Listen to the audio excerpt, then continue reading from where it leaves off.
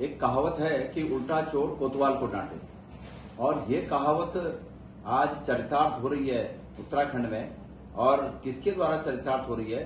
उत्तराखंड में बेशरम जनता पार्टी की पदाधिकारियों के द्वारा यह आह्वान किया गया है कि कांग्रेस के कार्यालय का घेराव करेंगे। अरे भाई, जिन बातों को आपने करना था उन बातों को आप करने रहे। छात्रों के साथ आपने खड़ा होना था, छात्रों के साथ आप खड़े होने रहे।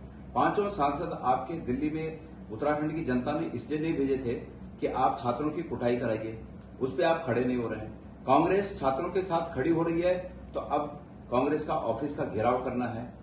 बद्रीनाथ में चोरी चल रही है, चोरी हो रही है, चढ़ावे की चोरी हो रही है, कांग्रेस उसको उजागर कर रही है तो कांग्रेस का ऑफिस घेरना है। कांग्रेस के नेताओं को प्रताड़ित करना है, कांग्रेस के कार्यकर्ताओं को प्रताड़ित करना है, कांग्रेस के कार्यालय को घेराव करके वहां पर हिंसा फैलानी है।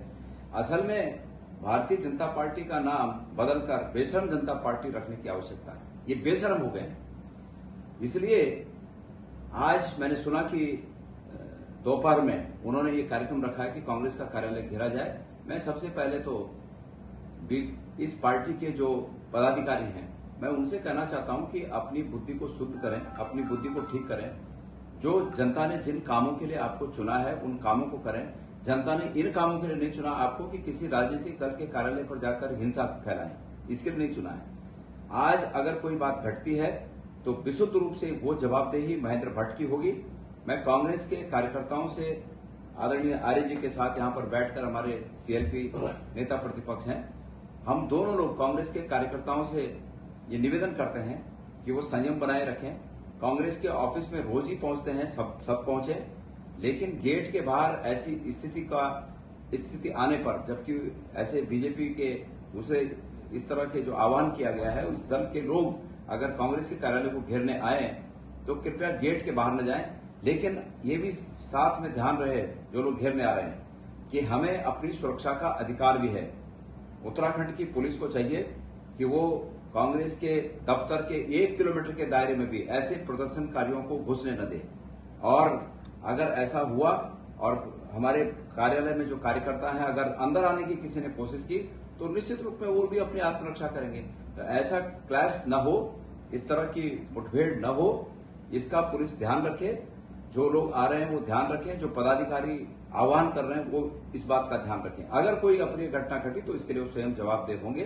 मेरा सभी कार्यकर्ताओं से, माननीय आर्य जी के साथ हम निवेदन कर रहे हैं कि कार्यालय पहुंचे, नियत समय पे पहुंचे, और कार्यालय की सुरक्षा करना हमारे कार्यकर्ताओं का भी फर्ज है, हमारा सबका फर्ज है। हम एक आवश्यक मीटिंग में सभी नेतागण, प्रदेश के सभी नेतागण यहाँ दिल्ली में हैं, लेकिन जल्दी ही हम लोग वापस आकर इस कमांड को अपने हाथ में लेंगे। धन्यवाद। माननीय आर्य जी।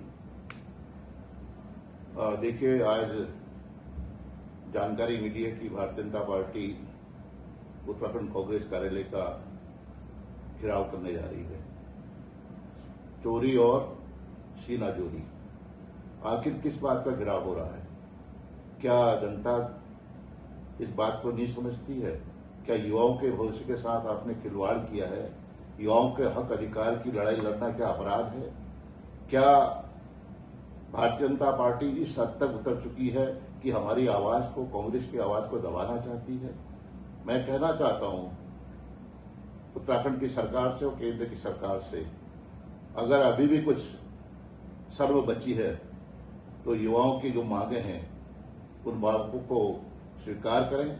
और जिस तरह का कृत्य देखने को मिला है हमारे नेता आदरणीय राहुल गांधी की और कांग्रेस के हमारे सांसदों के साथ, जिस तरह से जंतर मंतर प्रधानमंत्री आवास पर जिस तरह से उनके साथ ज्यादती की गई, जुल्म किया गया, उनको घसीटा गया, क्या ये सही मायनों में लोकतंत्र है?